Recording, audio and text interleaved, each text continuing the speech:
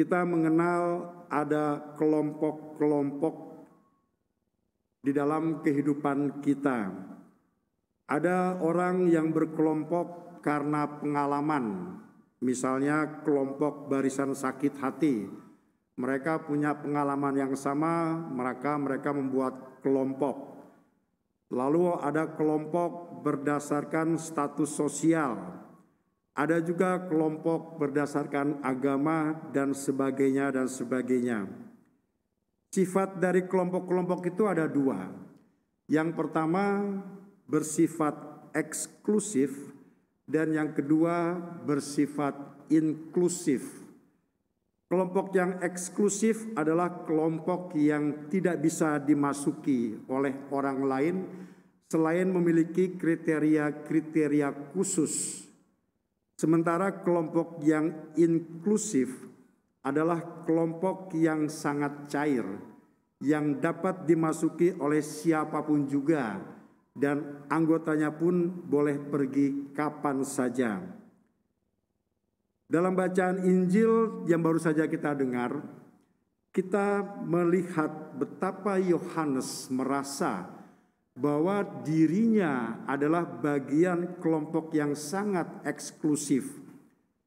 Sehingga ia mengatakan kepada Yesus bahwa ia mencegah orang yang mengusir setan atas nama Yesus. Sementara Yesus sendiri tidak pernah menganggap dirinya bagian yang sangat eksklusif.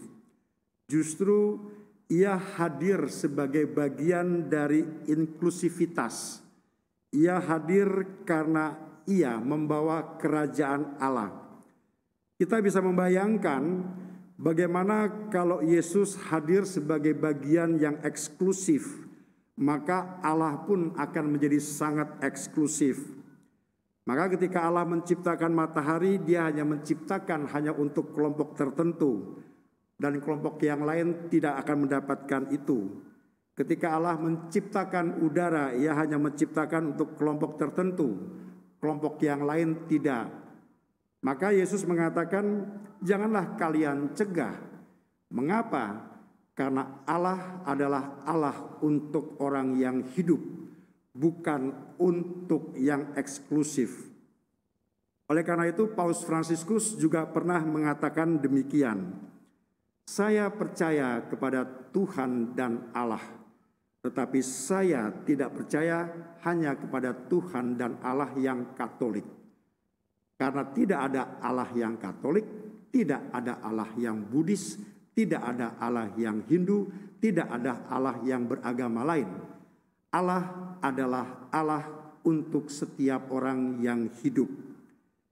Ketika orang berpikiran bahwa dirinya adalah bagian dari yang sangat eksklusif, maka sejatinya yang dipikirkan hanyalah untuk kepentingan dirinya sendiri. Maka timbullah pertengkaran di antara para murid. Siapa sejatinya yang terbesar di antara mereka? Mereka menjadikan dirinya eksklusif. Dan pada akhirnya mereka berebut kekuasaan, berebut tahta. Mereka lupa bahwa kehadiran mereka adalah kehadiran untuk orang-orang yang harus mereka layani. Kehadiran mereka adalah untuk orang-orang yang miskin dan papa. Kehadiran mereka adalah untuk anak-anak dan janda. Maka secara ekstrim Yesus mengambil seorang anak kecil, hendak menunjukkan kepada mereka, kalian sejatinya harus melayani orang-orang seperti ini. Dan itulah yang dilakukan oleh Santo Vincentius Apollo.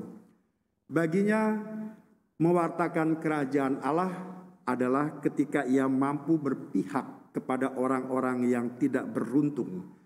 Mewartakan kerajaan Allah ketika ia mampu berpihak kepada mereka yang miskin dan papa.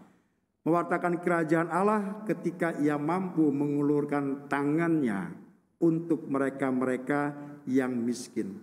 Melangkahkan kakinya ke arah mereka yang membutuhkan. Memandang matanya untuk mereka yang penuh dengan penderitaan. Maka dalam bacaan yang lain ketika Yesus mengatakan kalau matamu tidak berbuat baik, cungkillah.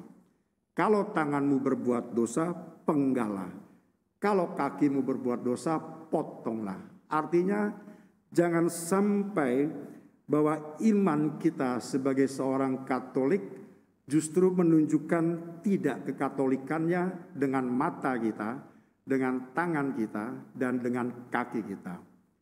Jadilah orang Katolik yang memiliki sensus Katolikus, yang sungguh melihat kekatolikan bukan sebagai bagian yang eksklusif dalam diri kita, tetapi menjadi bagian yang sungguh inklusif.